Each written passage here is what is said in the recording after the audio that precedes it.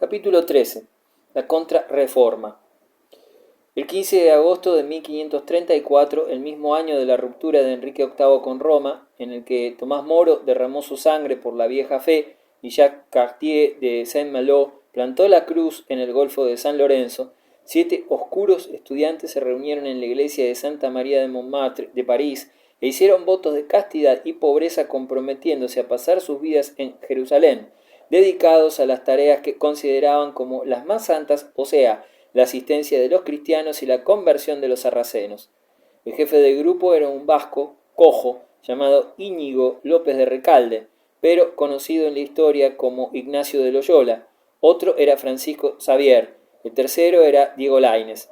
España es un país de místicos y de monjes, de peregrinos y de soldados. Loyola era un soldado y un visionario. En su sombría, fantástica e indomable carrera representa el genio religioso y cruzado de sus compatriotas, lo mismo que Lutero personifica la piedad bíblica y arcaica del campesino sajón.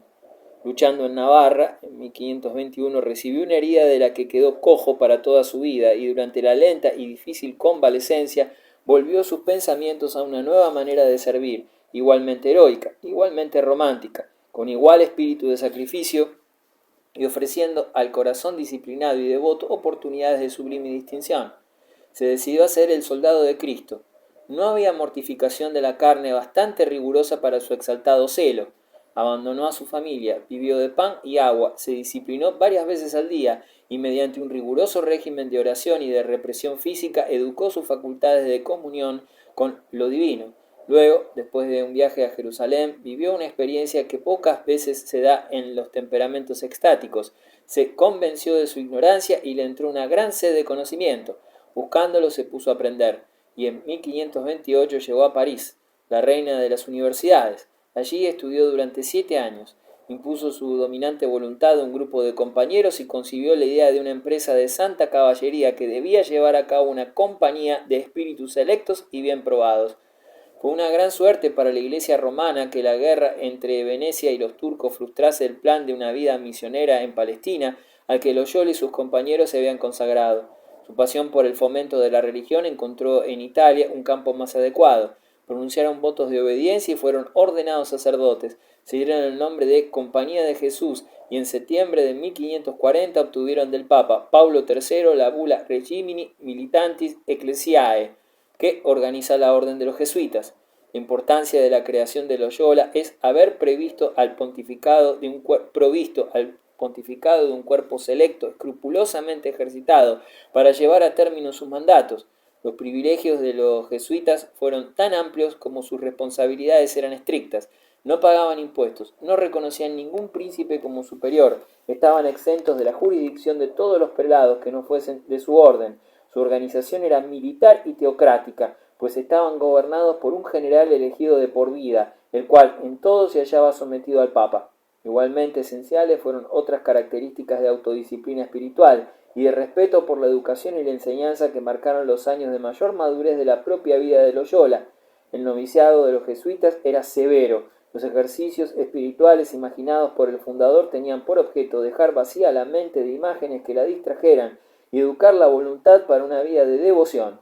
Pero esta sabia disciplina no se dirigía a perfeccionar a una generación de anacoretas. Las finalidades de Loyola eran a la vez prácticas y místicas. La misión del jesuita era predicar, oír confesiones y educar. Consumada prudencia y moderada santidad es mejor que mayor santidad y prudencia ordinaria. Y aún, si la Iglesia enseña que algo que parece blanco es negro, debemos proclamarlo negro sin vacilar. Tales máximas ilustran el espíritu de adaptación al mundo y de absoluta sumisión que dieron a la orden su carácter peculiar. Donde quiera que había una política a la que dar forma se hallaba el jesuita con sus consejos. Donde hubiese una tarea de educación que realizar, fuera en Europa o en China, la escuela de los jesuitas y el colegio de los jesuitas competentes, bien administrados, estrictamente controlados, fueron durante más de un siglo instrumentos importantísimos de la influencia y de la propaganda católicas. Para todo católico inteligente era evidente desde mucho tiempo que la Iglesia se había convertido en una montaña de abusos, La necesidad de una reforma la había reconocido ya el Papa Adriano VI, quien escribió acerca de muchas abominaciones practicadas por la propia curia y había hablado de la inveterada y compleja enfermedad que infectaba todo el cuerpo de la Iglesia y que era ocioso negar, y el mismo tema aparecía tratado de manera más completa en un notable documento presentado al Papa Pablo III en 1538, Concilium Quadrum Cordinalium et Emenanda Ecclesia, y en ninguna parte eran esos males tan evidentes como en la corte papal y en la ciudad de Roma. El Papa era un autócrata. Roma, por razones de una larga tradición de suprema autoridad, se oponía inflexiblemente a toda propuesta de que la reforma de la Iglesia la emprendiesen concilios nacionales o de dar a un concilio ecuménico mano libre para llegar a un acuerdo con los herejes o para definir o limitar las prerrogativas de la Santa Sede. El pontificado en el siglo XV había hecho ya la experiencia de los concilios y los miraba como males muy temibles y sólo tolerables si recibían sus órdenes de Roma. Con todo, después de muchos aplazamientos y obstrucciones, se convocó un concilio que debía reunirse en Trento, el cual, a pesar de haber tenido escasa concurrencia y de haberse interrumpido una vez por espacio de 10 años, señala una época en la historia de la Iglesia romana. De aquel concilio salió con su doctrina definida, con su disciplina fortalecida y con su liturgia enriquecida por la música exquisita de Palestrina. El pontificado corría grandes riesgos al admitir el concilio. Salió victorioso en toda la línea. Lejos de hacer concesiones a los luteranos, insistió en colocar el dogma en el lugar preeminente de la discusión, y con su dócil mayoría de prelados italianos había llegado, ya en las primeras sesiones, a acuerdos tajantes sobre los 3 temas fundamentales: la autoridad de las Escrituras, la doctrina de la justificación solo por la fe y la naturaleza del sacramento, que separaban a los luteranos del mundo romano. Con estas decisiones desvaneció la esperanza abrigada por el emperador de que se llegase a trazar algún plan a propósito para calmar los ánimos rebeldes de sus súbditos luteranos.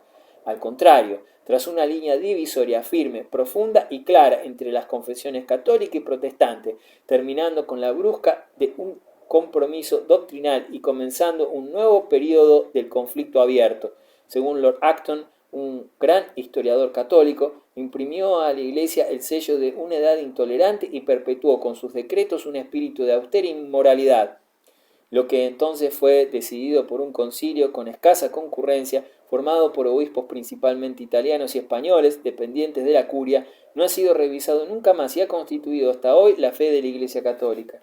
En el segundo periodo de su actividad, que se abrió en 1562, después de una interrupción de 10 años, el concilio se dedicó al problema de la disciplina y de la educación eclesiásticas, promulgó decretos acerca del absentismo y referentes a la creación de seminarios para la formación de los sacerdotes, pero eludió toda proposición de compromiso con la herejía o que limitase la prerrogativa papal.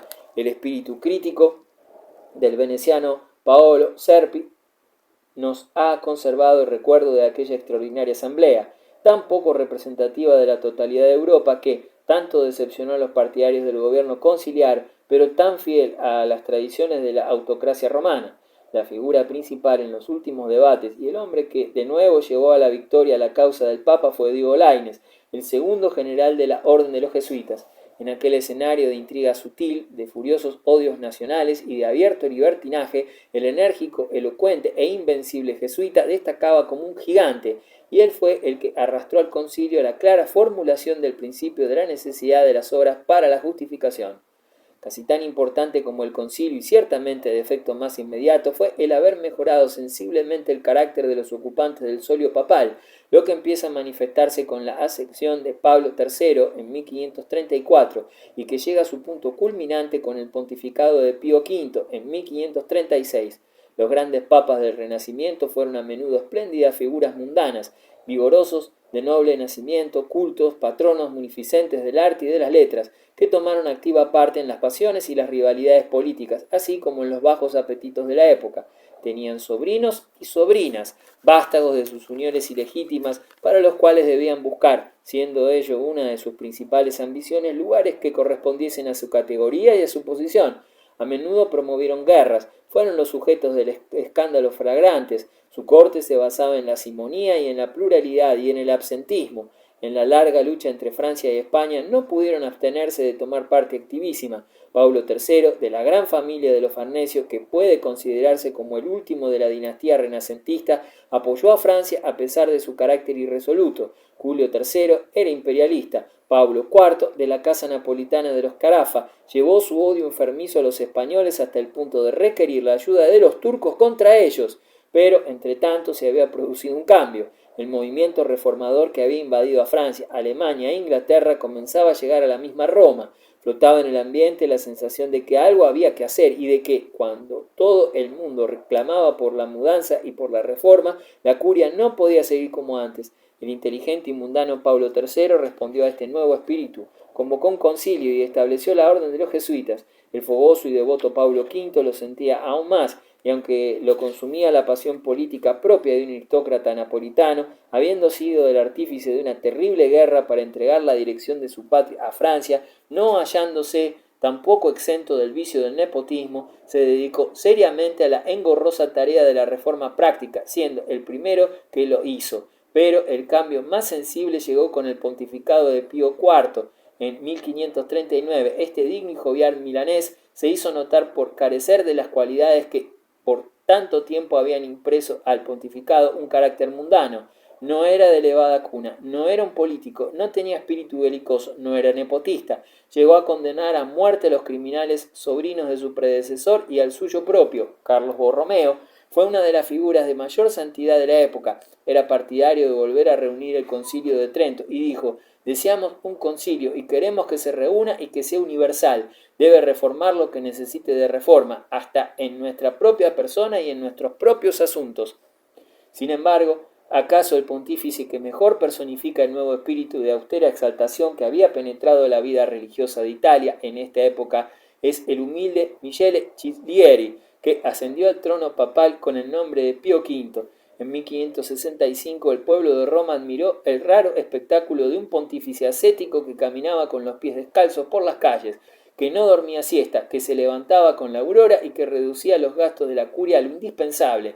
Debía parecer una figura salida de algún sepulcro de la Edad Media, cuando clamaba que no se diese cuartel a los hugonotes, aprobaba las crueldades del duque de Alba en los Países Bajos o lanzaba al mar aquellas galeras españolas y venecianas que destruyeron la escuadra turca en Lepanto. Nada cuenta tanto como el ejemplo personal. Pablo Tiepolo decía en 1576: ha contribuido infinitamente al bien de la Iglesia que varios papas consecutivos hayan sido hombres de vida irreprochable. Así, los demás han debido volverse mejores o han aparentado serlo. Los cardenales y los prelados asisten puntualmente a la misa, se esmeran en evitar en el tren de su casa todo lo que podría producir escándalo.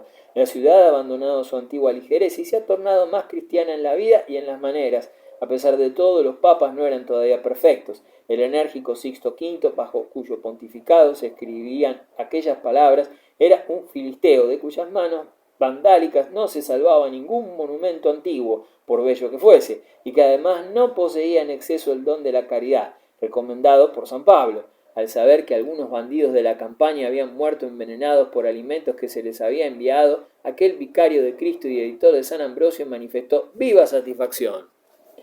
Con la Contrarreforma y la influencia que en ella tuvieron los teólogos y jesuitas españoles que habían de lanzarse a realizarla en Europa, España se ha convertido en el campeón de la causa por la que había luchado Carlos V y por la que Felipe II había de derrochar tantas energías, iniciando al fracasar su empresa la decadencia del Imperio español, después que éste había sido el factor más importante de la política europea. El prodigioso ascenso español a su posición ecuménica va unido a un brillante desarrollo de su cultura en todos los órdenes y una influencia universal de ella que, en muchos casos, se prolongará hasta cuando su peso en la política se vea contrarrestado por nuevas potencias y que sólo será sustituida por la de la nueva cultura francesa del tiempo de Luis XIV, cuando ya España habrá dejado de producir en la segunda mitad del siglo XVII. Desde los tiempos de los reyes católicos, la marcha había sido ascensional en las ciencias, en las letras y en las artes. Todas las inquietudes de la mente humana de la época se hicieron sentir en España, que vino a ser la precursora de muchas creaciones de la cultura europea, aunque a menudo las consecuencias de sus descubrimientos, de sus ideas o de los materiales que reunió las sacasen otros. El mismo protestantismo llegó por un momento a constituir un peligro de división en la sociedad española, como lo fue antes el erasmismo. Hubo protestantes entre las altas capas de aquella y entre el clero, algunos de gran relieve y de los que pudieron escapar a la persecución inquisitorial con que Felipe II redujo de nuevo a España a la unidad ortodoxa, refugiándose en el extranjero. Muchos tuvieron gran repercusión en los círculos de la Europa culta. Juan de Valdés, como su hermano Alfonso, que fue secretario de Carlos V, se inclinó primero al erasmismo y luego al luteranismo, habiendo sido un gran humanista y uno de los mejores prosistas castellanos, con numerosos discípulos en Italia, en donde residió hasta su muerte. El principal propagandista protestante en Sevilla fue el canónigo magistral, que había sido capellán de Carlos I y de Felipe II, el doctor Constantino Ponce de la Fuente, orador sagrado de renombre y escritor al que se ha llegado a comparar dentro del protestantismo con el propio Lutero, y que murió en la cárcel durante los procesos de 1559.